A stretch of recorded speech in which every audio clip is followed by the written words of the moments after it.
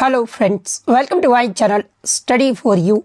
सो guys, जैसा कि आज जो आपका एसएससी जीडी का 7 फरवरी के फर्स्ट शिफ्ट का एग्ज़ाम हो गया है दोस्तों, जिसका जो है मैं आपको बिल्कुल 100% एक्यूरेट आंसर के साथ जो है इस वीडियो में बताऊंगा।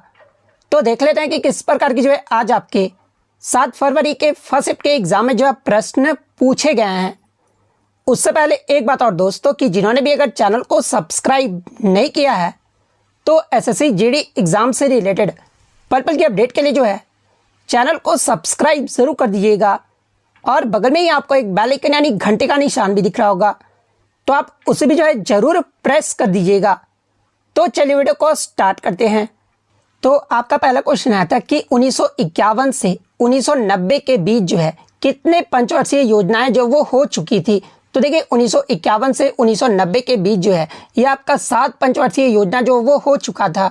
तो 7 आपका करेक्ट आंसर होगा। और कैसे हो गया था, तो देखिए मैं आपको बता दूं कि जो पहली पंचवर्षीय योजना हुआ था ये आपका 1951 से 1956 तक रहा था। सेकंड पंचवर्षीय योजना की बात कर ले तो ये आपका 1956 से 1961 तक रहा था। तीसरी पंचवर्षीय योजना की जो अवधि है ये आपका 1961 से 1966 तक रहा था। चौथी पंचवर्षीय योजना की जो अवधि है ना ये आपका 1969 से लेकर जो है 1974 तक रहा था। पांचवी पंचवर्षीय योजना की जो अवधि है ये आपका 1974 से 1978 तक रहा था। छठी योजना की जो आपका अवधि है ना ये आपका 1980 से लेकर 1985 तक रहा था। और सातवीं पंचवर्षीय योजना की बात कर ले तो देखिए इसकी जो अवधि है ना ये आपका 1985 से लेकर 1990 तक रहा था। तो 1951 से 1990 तक आपका पूछा गया था। तो सातवीं पंचवर्षीय योजना आपका करेक्ट आंसर होगा। इसके अलावा अगर आठवीं योजना की अवधि की बात कर ले तो ये आपका 1992 से 1997 तक रहा था। नौवीं पंचवर्षीय योजना की जो अवधि है ना ये आपका 1997 से वर्ष 2002 तक रहा था। 10वीं पंचवर्षीय योजना की जो अवधि है ना ये आपका 2002 से लेकर 2007 तक रहा था। 11वीं पंचवर्षीय योजना की जो अवधि है ये आपका 2007 से लेकर 2012 तक रहा था। और 12वीं पंचवर्षीय योजना की जो अवधि है ना ये आपका 2012 से 2017 तक रहा था। और अंतिम जो आपका पंचवर्षीय योजना रहा था ये आपका 12वीं पंचवर्षीय योजना ही रहा था। तो ये सारे फैक्ट जो आपको ध्यान में रखना है। और देखिए ऐसा कोई भी शिफ्ट नहीं रहा है जिसमें आपके 5 ईयर प्लान यानी पंचवर्षीय योजना से जो आपका प्रश्न नहीं पूछा गया था। सेकंड क्वेश्चन आपका यहाँ पर आया था कि प्रथम पंचवर्षीय योजना का जो है मुख्य उद्देश्य क्या था। तो देखिए प्रथम पंचवर्षीय योजना का जो मुख्य उद्देश्य था ना यानी किस विकास पर आपका जो है वो केंद्रित किया गया था। तो देखिए प्रथम पंचवर्षीय योजना का जो मुख्य उद्देश्य था ये आपका कृषि विकास पर था। तो कृषि विकास आपका करेक्ट आंसर होगा। इसके अलावा बात कर ले प्रथम पंचवर्षीय योजना जो ये आपका किस मॉडल पर आधारित था, तो ये आपका हेराल्ड-डॉमर मॉडल पर आधारित था। और दूसरी पंचवर्षीय योजना जो था ना ये आपका पीसी महालनोबिस मॉडल पर आधारित था। तो ये पॉइंट भी आप ध्यान में रखिएगा।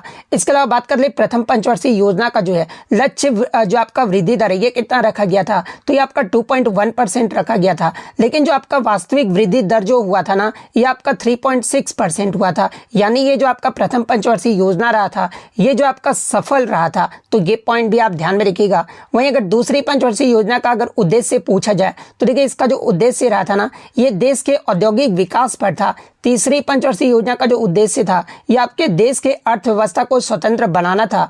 और चौथी पंचवर्षीय योजना का जो उद्देश्य था ना ये आपके विकास के साथ स्थिरता और आत्मनिर्भरता की उपलब्धि जो वो प्राप्त करना था। तो ये सारे फैक्ट जो आपको ध्यान में रखना है।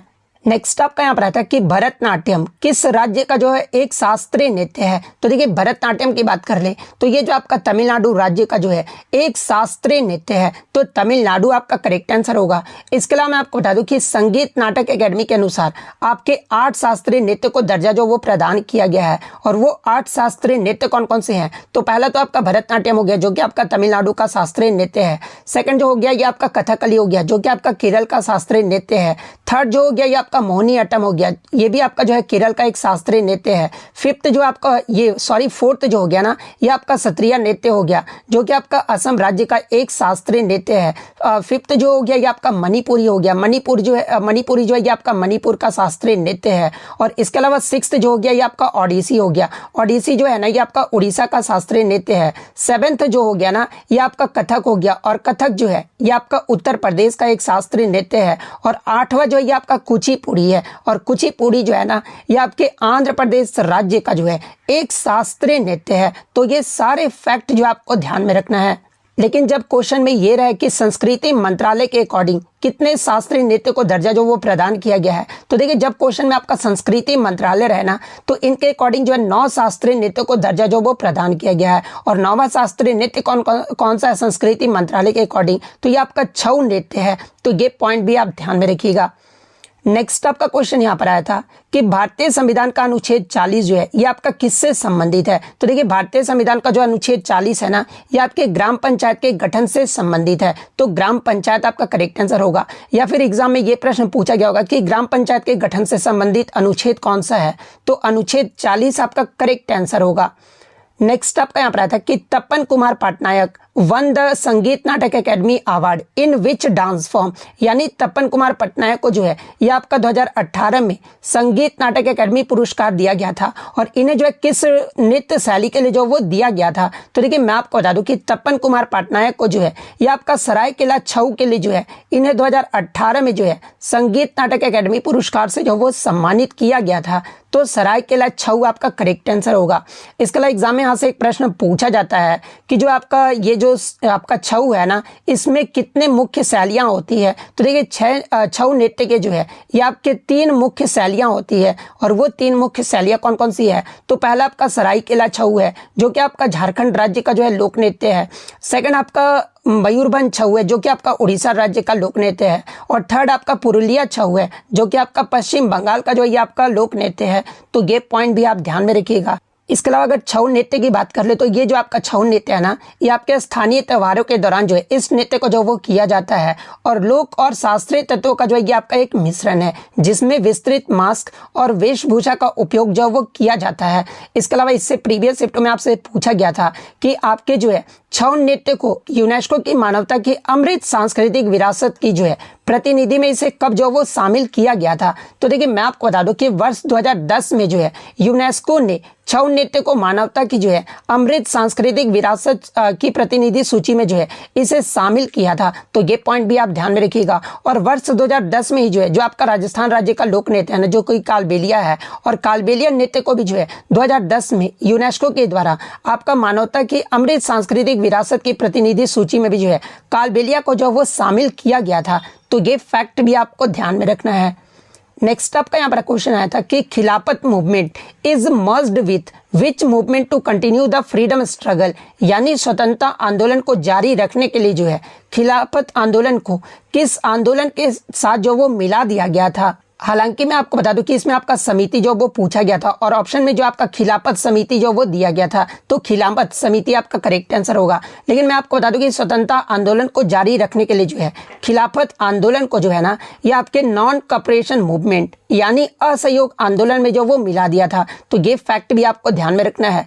इसके अलावा अगर खिलाफत आंदोलन की बात कर ले तो देखिए खिलाफत आंदोलन जो था ना, ये भारत में एक अखिल इस्लामीय ताकत था जो कि आपका 1919 में ब्रिटिश राज के दौरान भारत के मुस्लिम समुदाय के बीच जो है एकीकरण के प्रतीक के रूप में जो है इसे तुर्क खलीफा को जो है ये आपका पुनर्जीवित करने का लक्ष्य के साथ जो है ये आपका जो वो शुरू किया गया था। और देखिए खिलाफत आंदोलन का जो नेतृत्व है ये किसने किया था, तो देखिए खिलाफत आंदोलन का जो नेतृत्व है ना, ये शौकत अली और मोहम्मद अली दोनों ने जो है ये इनके द्वारा ही जो है आपका खिलाफत आंदोलन का नेतृत्व किया गया था। और इन नेताओं ने जो है भारतीय स्वतंत्रता के लिए महात्मा गांधी के असहयोग आंदोलन में जो है ये जो है वो शामिल हुए थे। और खिलाफत आंदोलन के लिए गांधी के समर्थन के बदले में जो है अहिंसा की कसम भी जो है इन्होंने जो वो खाई थी। इसके अलावा एग्जाम में यहाँ से एक प्रश्न पूछा जाता है कि किसके शासनकाल के दौरान भारत में खिलाफत आंदोलन जो ये आपका शुरू किया गया था। तो ये आपके चैम्सफोर्ड के शासनकाल में जो है ये आपका खिलाफत आंदोलन जो वो शुरू किया गया था। इसके अलावा मैं आपको बता दूं कि शौकत अली और मोहम्मद अली के मार्गदर्शन में ही जो है ये आपके उर्दू साप्ताहिक यानी हमदर्द और अंग्रेजी साप्ताहिक जो आपका है ना कॉमरेड, ये जो आपका प्रकाशित किया गया था। इसके अलावा 1923 में मोहम्मद अली जो ये आपके भारतीय राष्ट्रीय कांग्रेस पार्टी के अध्यक्ष भी जो वो चुने गए थे। और 1936 में जो है Shaukat Ali all India Muslim league के भी जो वो सदस्य बने थे। तो ये सारे फैक्ट जो आपको ध्यान में रखना है। नेक्स्ट क्वेश्चन आपका रहा था कि हल्दा त्योहार भारत के निम्नलिखित राज्यों में से किस राज्य में मनाया जाता है। तो देखिए ये जो आपका हल्दा त्योहार है ना, ये आपके हिमाचल प्रदेश के लाहौल क्षेत्र में जो ये आपका मनाया जाने वाला है सबसे महत्वपूर्ण त्योहार है, जो कि आपके नए वर्ष के स्वागत करने के लिए जो है इस पर्व को जो ये आपका आयोजित किया जाता है। तो हिमाचल प्रदेश आपका करेक्ट आंसर होगा। नेक्स्ट क्वेश्चन आपका यहाँ पर आया था कि वर्तमान में यूपीएससी यानी संघ लोक सेवा आयोग के अध्यक्ष कौन है। तो देखिए 1 अगस्त 2024 से जो है ये आपके प्रीति सूदन जो है ना, ये आपके यूपीएससी के जो वो अध्यक्ष हैं। तो प्रीति सूदन आपका करेक्ट आंसर होगा। और प्रीति सूदन से पहले यूपीएससी के अध्यक्ष कौन रहे थे, तो ये आपके डॉक्टर मनोज सोनी रहे थे। तो ये पॉइंट भी आप ध्यान में रखिएगा। और इससे प्रीवियस शिफ्टों में आपसे पूछा गया था कि यूपीएससी का जो वर्णन है ना, ये किस अनुच्छेद से किस अनुच्छेद तक किया गया है। तो देखिए यूपीएससी का जो वर्णन है ना, ये आपके अनुच्छेद 315 से अनुच्छेद 323 तक जो वो किया गया है। और किस भाग में किया गया है, तो ये आपका भाग 14 में किया गया है। तो ये पॉइंट भी आपको ध्यान में रखना है। नेक्स्ट आपका यहाँ पर आता है कि वर्ष 2023 के एशियाई पैरालंपिक खेलों में भारत ने कितना स्थान जो वो हासिल किया था। यहाँ पर एशियाई पैरालंपिक खेल का पूछा गया था। तो देखिए 2023 का एशियाई पैरालंपिक खेल में भारत ने जो ये रैंकिंग पदक तालिका में जो है ये 5वें स्थान पे रहा था। तो 5वां आपका यहाँ पे करेक्ट आंसर होगा। देखिए मैं आपको बता दूं कि वर्ष 2023 के एशियाई पैरालंपिक खेल में भारत के द्वारा जो है आपके जो है इसमें आपके 29 स्वर्ण, 31 रजत और 51 जो ये आपका कांस्य पदक जो वो जीता गया था। और भारत पदक तालिका में जो ये आपका 5वें पायदान पे रहा था। तो 5वां आपका करेक्ट आंसर होगा। इसके अलावा बात कर ले 2023 का एशियाई पैरालंपिक खेल ये कहां पर आयोजित किया गया था, तो हांगझाऊ चीन में जो ये आपका आयोजित किया गया था। तो ये तो हो गया आपका पैरालंपिक खेल के बारे में। अगर 2023 के एशियाई ओलंपिक खेल के बारे में अगर पूछा जाए तो देखिए 2023 के एशियाई खेलों में भारत जो है पदक तालिका में जो है ये आपका 4थे पायदान पे रहा था। जब आपका सिर्फ एशियाई ओलंपिक खेल पूछा जाए तो 4था पायदान आपका करेक्ट आंसर होगा। और भारत के द्वारा जो इसमें टोटल 107 पदक जीते गए थे, जिसमें 28 जो ये आपका गोल्ड मेडल जो वो जीता गया था। तो ये पॉइंट भी आपको ध्यान में रखना है।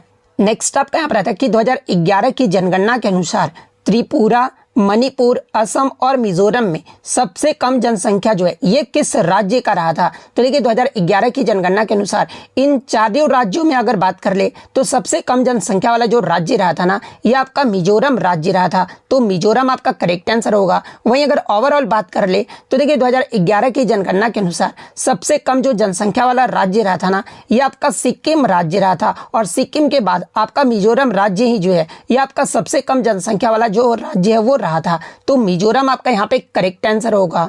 नेक्स्ट आपका यहाँ पर आता है कि which among the following is not a part of the state executive, यानी निम्नलिखित में से कौन जो है राज्य कार्यकारिणी का हिस्सा नहीं होता है। तो देखिए मैं आपको बता दूं कि जो आपके महाधिवक्ता और विधानसभा अध्यक्ष होते हैं ना, यानी एडवोकेट जनरल जिन्हें महाधिवक्ता कहा जाता है, और असेंबली स्पीकर यानी विधानसभा जो अध्यक्ष होते हैं ना, ये आपके राज्य कार्यकारिणी का हिस्सा नहीं होते हैं। तो इन दोनों में से जो भी ऑप्शन में दिया गया होगा वो आपका यहाँ पे करेक्ट आंसर होगा। इसके अलावा बात कर ले राज्य कार्यकारिणी का हिस्सा कौन होते हैं। तो देखिए राज्य कार्यकारिणी में आपके कौन कौन शामिल होते हैं, तो ये आपके राज्यपाल शामिल होते हैं, मुख्यमंत्री होते हैं और कैबिनेट मंत्री होते हैं।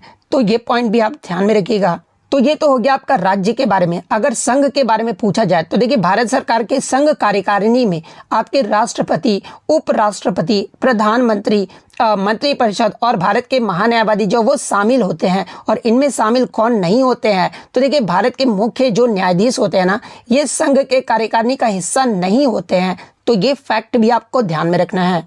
नेक्स्ट आपका यहाँ पर आता है कि the oil fields regulation and development amendment bill 2024 was introduced by which ministry, यानी तेल क्षेत्र विनियमन और विकास संशोधन विधेयक 2024 जो है ना, ये किस मंत्रालय के द्वारा जो वो पेश किया गया था। तो देखिए मैं आपको बता दूं कि तेल क्षेत्र संशोधन विधेयक 2024 को जो है ये आपका 5 अगस्त 2024 को जो है इसे राज्यसभा में जो वो पेश किया गया था। और इस विधेयक को जो है तेल क्षेत्र अधिनियम 1948 में जो ये आपका संशोधन जो वो करता है। और ये जो अधिनियम है ना, ये प्राकृतिक गैस और पेट्रोलियम की खोज और निष्कर्षण को जो ये आपका नियंत्रित करता था। और ये जो आपका किस मंत्रालय के द्वारा पेश किया गया था, तो इसे जो आपका केंद्रीय पेट्रोलियम एवं प्राकृतिक गैस मंत्री हरदीप सिंह पुरी के द्वारा जो है राज्यसभा में तेल क्षेत्र संशोधन विधेयक 2024 को जो वो पेश किया गया था।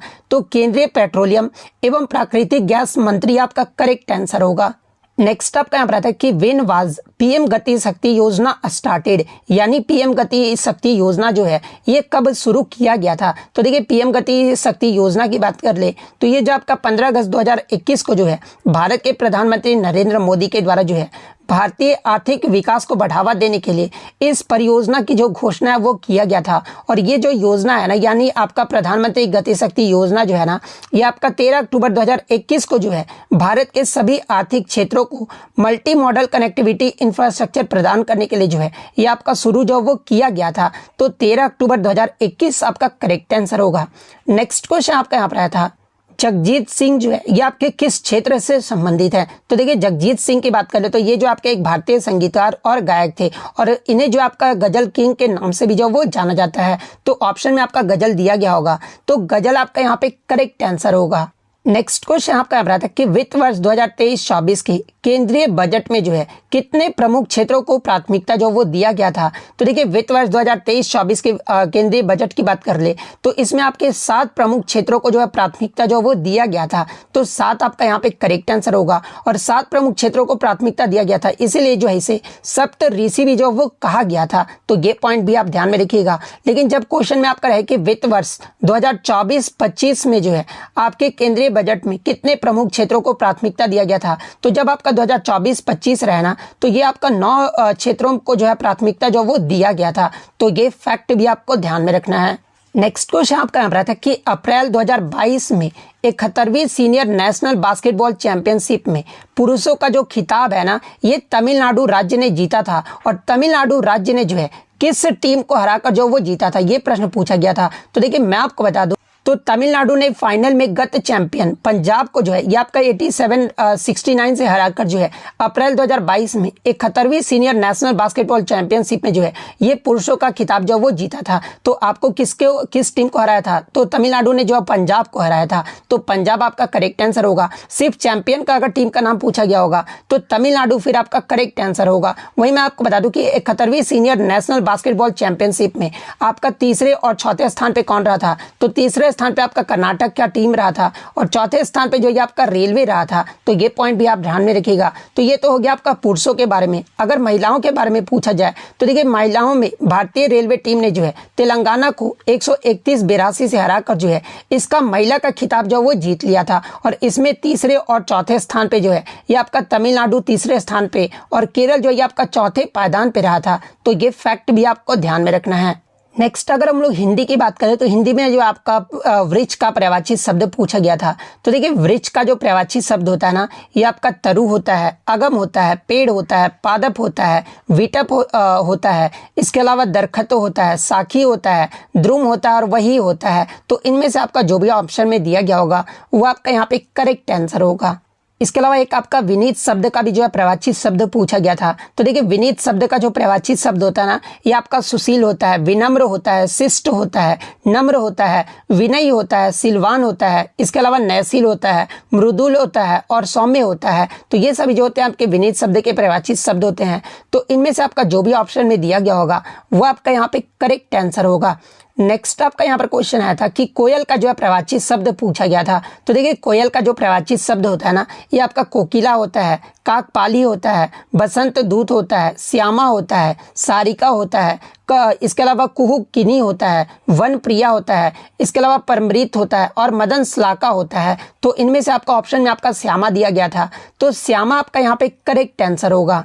नेक्स्ट क्वेश्चन आपका एक मुहावरा से आया था कि कलम तोड़ना का जो है मुहावरा पूछा गया था। तो देखिए, कलम तोड़ना का जो मुहावरा होता है ना, ये बढ़िया लिखना होता है। तो बढ़िया लिखना आपका यहाँ पे करेक्ट आंसर होगा। और देखिए, एक क्वेश्चन जो है मुझे बच्चों के द्वारा मैथ का प्रश्न मिला था।